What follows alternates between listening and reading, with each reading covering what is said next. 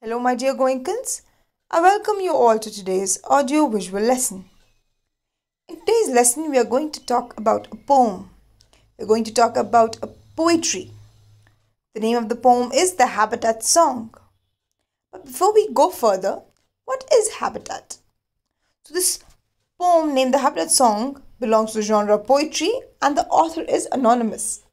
So what were we talking about? We were saying what is habitat? A habitat is the natural environment in which an animal or plant usually lives.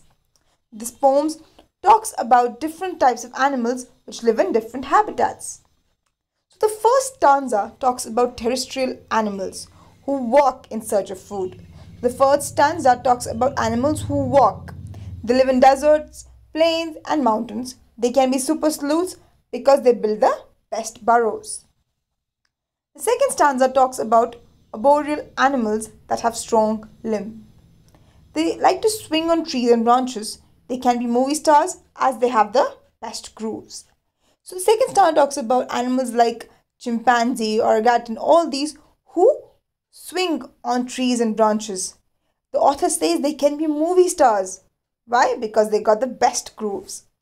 The third stanza discusses about aerial animals who fly, glide and soar. So you have these animals who fly up in the sky are being discussed in the third stanza. They live up in the air. They could be superheroes. Why? Because as such as the unique capes they wear. The fourth stanza talks about aquatic animals. Freshwater or in the sea is where we love to swim. So fourth stanza talks about animals who live inside the water. Freshwater or sea is where they like to swim. They could be supermodels with shiny tentacles or flashy wings.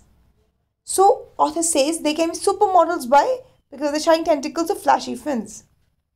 The last stanza talks about amphibians.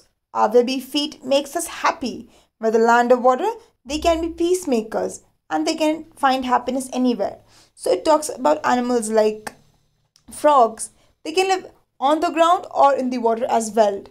The author says they can be peacemakers as they can find happiness anywhere.